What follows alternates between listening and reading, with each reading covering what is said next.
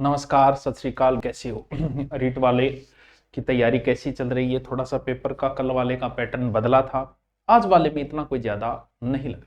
कल वाले के मुकाबले में जो आज साइंस का हुआ वो आसान था।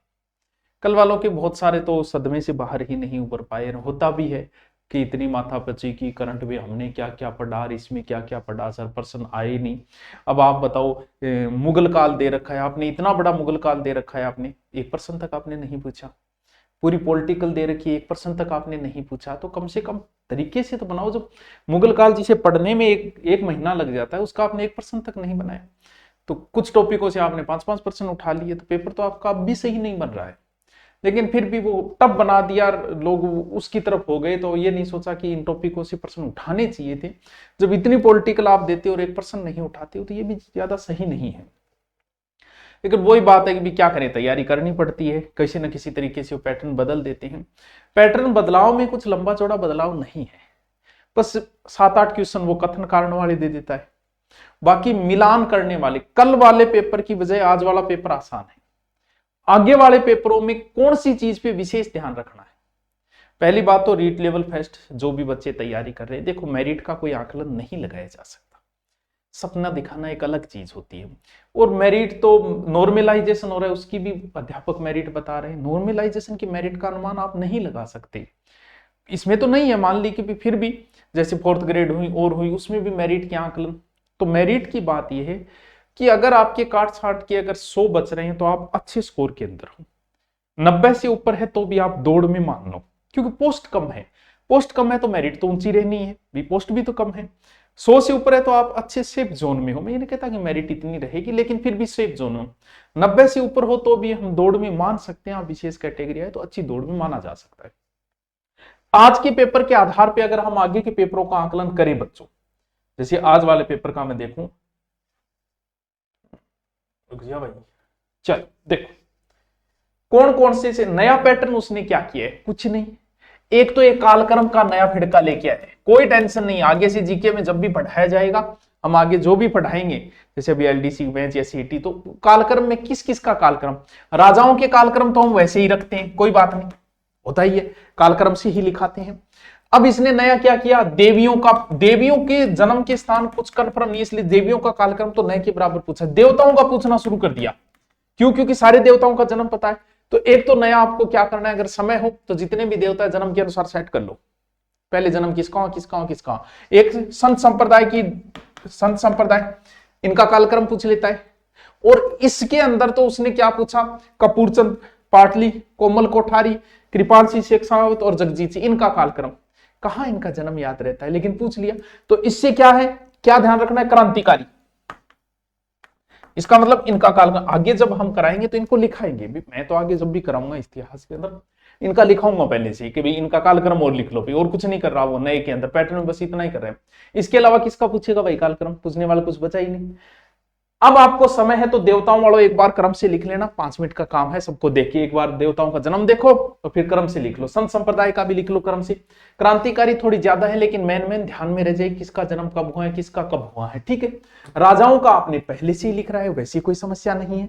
तो बड़ी कोई, ये एक नया पैटर्न किया इसने, 5 नाम दे देता है, कालक्रम से सेट कीजिए।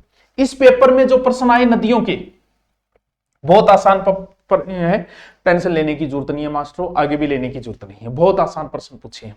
अभ्यारण्य कुछ नहीं कर रहा, कोई कर क्या रहा है, पहले सीधा पूछता था सीधा अभ्यारण्य गजनेर कहां है, तो सबको आसान लगता था। अब उसने क्या किया, 4 अभ्यारण्य दे दिए, आगे 4 जिले दे दिए। पहले तो इनका मिलान करो, फिर नीचे देखो कि इसमें कौन सा है, थोड़ा सा समय लग जाता है। अभ्यारण्यों में कुछ नहीं पूछ रहा वो, इस पेपर में क्या पूछा, अभ्यारण्य जिले दे दिए। क्या टफ हुआ भाई इसके अंदर, कुछ भी टफ नहीं है अभ्यारण्य के अंदर। और सबसे आसान, अगर आप रीट का आगे का पेपर देना है, भाषा और साहित्य बोलियां, भाई साहब कम से कम 4 प्रश्न पूछे इसमें, 3 से 4 क्वेश्चन है इसमें। और समय नहीं है तो मेरा एक वीडियो है भाषा साहित्य, पूरा देख के चले जाना, वही प्रश्न पुटअप हो रहे हैं भाषा साहित्य का कल वाले में, और एकदम आसान पूछ रहा है। ये गलती करनी ही नहीं है। भाषा साहित्य तो एक बार फिर पढ़ के जाना है, क्योंकि 3 से 4 क्वेश्चन भाषा साहित्य से वो पूछ रहा है। 2-3 क्वेश्चन तो आए ही आएंगे। देवियों के बड़े आसान क्वेश्चन पूछे सीधा सीधा देवियों के क्वेश्चन को वो पूछा।